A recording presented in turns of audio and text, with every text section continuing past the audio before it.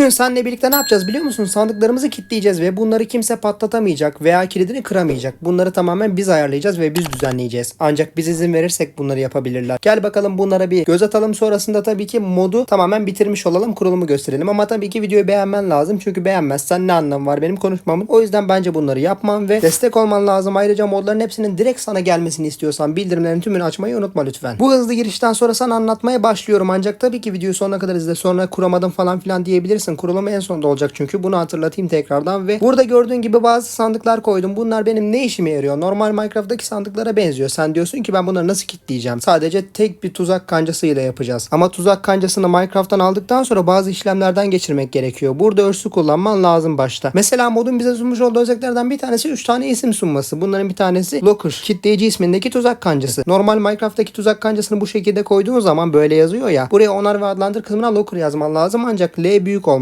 lazım. Tam olarak böyle olacak altta gördüğün gibi. Sonra buradan büyü maliyetiyle bunu oluşturduktan sonra tek yapmak gereken kitlemek istediğim buradaki normal sandık veya tuzak sandığı veya da fıçı olabilir. Ya da ikili sandık. Bunu en sonunda göstereceğim zaten. Geldim buraya mesela ben bunu kitlemek istiyorum. Minecraft'taki normal sandığı ekledim. Sonra üstüne bastığım zaman burada bana şifre soruyor. Ne eklemek istediğimi soruyor. Ben burada eğer ki şu şekil yaparsam 1 2 3 işte doğrulama kısmına da 1 2 3 yazarsam mesela bunları submit dediğim zaman diyecek ki bana hani daha uzun bir parola yazman lazım. En az 5 karakter olması gerekiyor diyor. Bunun için ne yapıyorum? Tekrar geldim aynı şeyle dokunduğumda herhangi bir harf veya işte ünlem de koyabilirim bu arada fark etmez. Ama 5 karakter olması lazım en az. Bu arada büyük küçük de kullanabilirsin sana kalmış. Hiçbir problem olmaz. Biz bir tane şifre koyalım. Mesela işte 1, 2, 3, 4, 5 ve sonra onaylama kısmına da aynı şifreyi yazman lazım. Uyuşması lazım. Buraya da aynısını yazıyorum ve altında özellikler var. Bunlar önemli çünkü bunların tümünü açman gerekiyor. Sonra zaten anlatacağım neden olduğunu. Göndere bastım ve şifre eklendi diyor. Zaten sol tarafta bilgilendirme yapılıyor. Yeşil bir şekilde geldi. Sonra ben bunu ne yapabilirim? Artık kendim sadece açabilirim. Yani farklı bir oyuncu açamaz. Çünkü ben izin vermedim. Veya istese gitsin patlatamaz bile. Zaten bunların hepsinden sonradan bahsedip göstereceğim. Ama ilk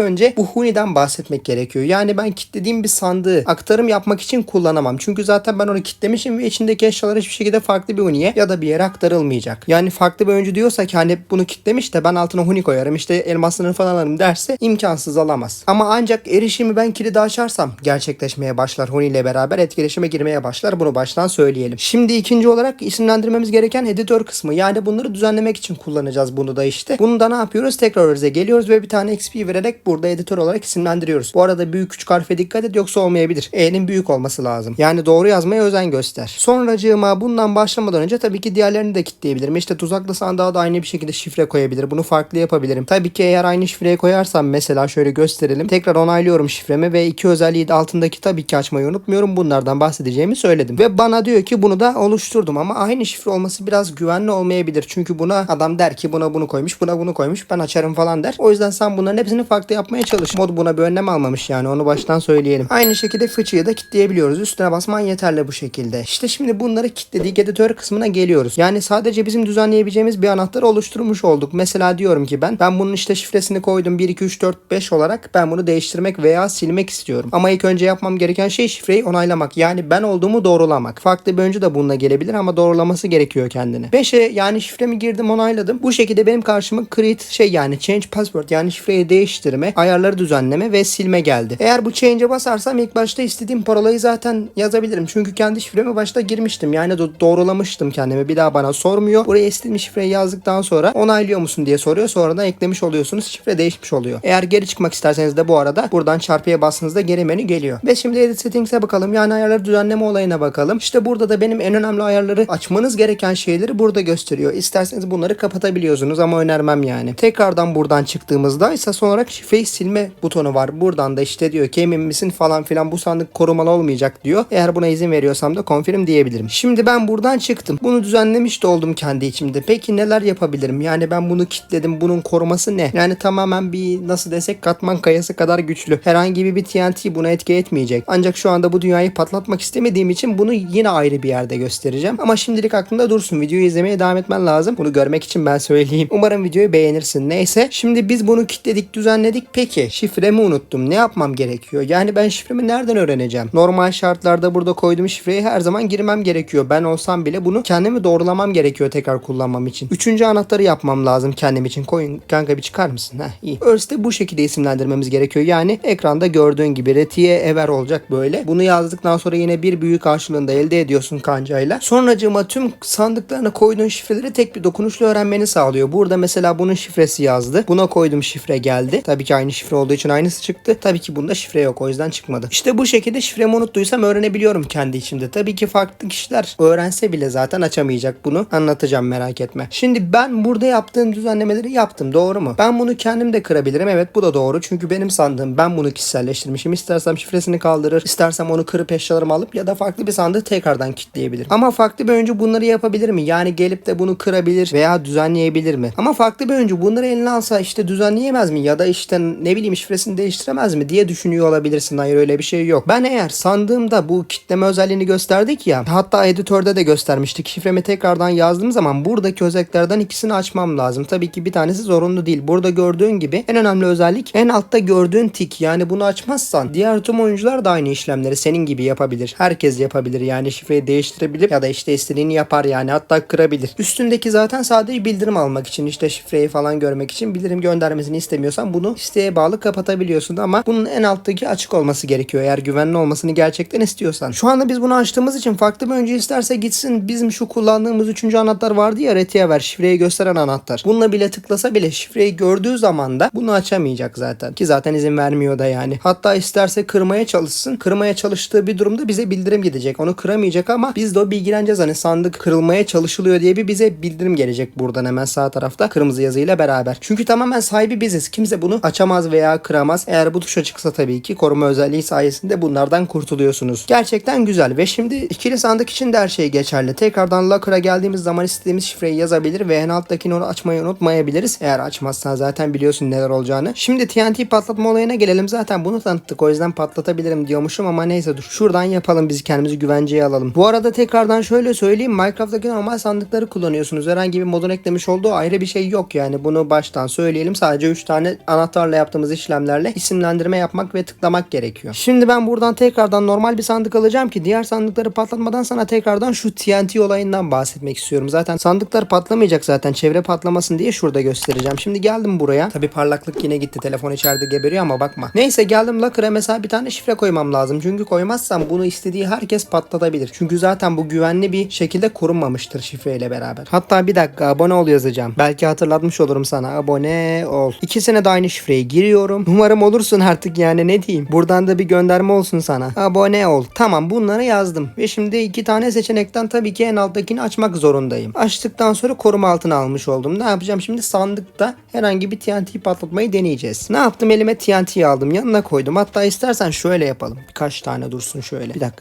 O kadar da patlatmayacağım. Dünya patlamasın da. O kadar da uğraştık değil mi? Neyse, zaten bu kadar da yeterli. Hani abartmaya da gerek yok. Şöyle yapalım. Bir tanesi bence yeter. Hemen zaten yanına koydum. Hemen bir dakika. Patlatayım şunu. Evet, patlıyor. Bekleyelim bakalım neler olacak. Sonunda patlayabildin. Koyun, özür dilerim kanka. Yapacak bir şey yok. Şimdi bak, burayı patlattık. Dünya da patladı ama hiçbir şekilde bu sandık patlamadı. Neden? Çünkü ben zaten bunu korumaya almıştım. Ama farklı bir korumasız bir sandık olsaydı ya da sonradan şifresi kaldırılmış bir sandık olsaydı normal bir sandığa geri döneceği için patlayabilir ve kırılabilirdi. Bu arada zaten şifre kaldırılmış olan bir sandık Uni ile de etkileşime girmeye izin veriyor. Bunu baştan söyleyelim tekrar. Ayrıca herhangi bir TNT patlasın ya da bir lav mav bir şeyler etki etsin, hiçbir şekilde bunu kıramaz. Eğer TNT patlatamadıysa zaten bunu herhangi bir lavın yakmasını ya da bir çakmağın yakmasını bekleyemezsin. Hatta deneyek işte. Zaten çakmakla bile dokunduğumuzda herhangi bir boş elle bize tekrardan bunu açmak için şifre soruyor. Yani yakamıyorsun. Sadece şifre girmen lazım tekrar. Hemen bir girelim bakalım şu abone ol şifresini ya. Abone ol. Bunu girdiğim zaman açabildim ve bu şekilde tekrar sandığa erişmek istersem de dokunmam lazım. Çünkü zaten ben bir kere şifreyi girmişim. Ama tekrar farklı bir önce açmak isterse tekrar şifre girmesi gerekiyor açmak için. İnsanlar şifreyi bilse bile oradaki gösterdiğim anahtarla beraber koruma özelliği açık olduğu için yine açamayacak ve bize bildirim gidecek, işte şu açmaya çalıştı falan filan. Şifreyi bilse bile zaten açamıyor ki. Yani o kadar. TNT'yi patlatamayan bir sandık. TNT'nin patlatamadığı bir sandık yani bu. İşte bu şekildeydi. Hem bizi yapımlarla yormuyor hem de gayet kolay bir mekanikte bunları istediğimiz gibi özelleştirebiliyoruz. Bence güzel bir mod ve bunun değerlendirilmesi gerekiyor senin tarafından ve puanlamandan gerekiyor bence. O zaman hadi bakalım sonradan yavaş yavaş sözlerimize geçelim. Şuradan kamera açısını değiştireyim de bir dakika. Evet, sen ne düşünüyorsun? Bunları ne amaçla kullanacaksın? Tabii ki belirttiğimiz şifreyi, yani abone ol şifresini eğer buraya kadar izlediysen de yoruma yazabilirsin. Hadi bakalım, bekliyorum. Gerçekten buraya kadar izledin mi yoksa izlemedin mi ve beni boşuna konuşturttun mu konuşturtmadın mı? Çünkü sen izlemezsen ben boşuna konuşuyormuş gibi oluyorum. Şimdi o zaman yavaştan kuruluma geçelim. Eğer tabii ki ki abone olup ve bildirimi açtıysan hadi bakalım bir kurulma bakalım. Sonrasında son sözlerimizi söylemeye de başlarız. Evet, şimdi istersen yeni bir dünyada veya daha önceki dünyada yapabilirsin bunları. Ben tekrardan yeni bir dünyada göstermeyeceğim. Tekrardan ne yapacağım? Düzenleyeceğim bu dünyayı. Kaleme dokunmam yeter sadece. Tekrardan en aşağı geliyorum. Burada denemelerden hepsini açmak zorundayım. Ben normalde bunu 3 tanesini açıp da denedim. Ancak buradaki beta API'ler açık olmazsa mod çalışmıyor. O yüzden bunların hepsini açmayı sakın unutma. Sonrasında ne yapacaksın? Kaynak paketleri değil de bu sefer davranış paketine geleceksin. Sadece mod davranış paketi olarak çalışıyor. Bu sayede aslında oyunu da fazla yormuyor. Geleceğim, paketlerimde olacak sende ama bende zaten etkinde olduğu için burada görünüyor gördüğün gibi. Bunu açman lazım. Bu kadar basit. O zaman bu videonun da yavaştan sonuna geliyoruz. Diğer tüm görüşlerini ve tabii ki mod önerilerini yorumlarda yazabilirsin ve bunları zaten topluluktan da arada bir sorduğum için buradan hemen topluluğa da gidebilirsin. Yeniden tekrardan sormuştum. Belki oradan bir tane mod seçip bu kanala yayınlayabilirim. Hadi bakalım o zaman diğer modlarda. Ben yine buradayım. Aynı şekilde yineyim burada olduğu gibi. Bence o da sonraki modu izleyecektir. Ama tabii ki beğenerek izleyecektir diye düşünüyorum. Doğru mu?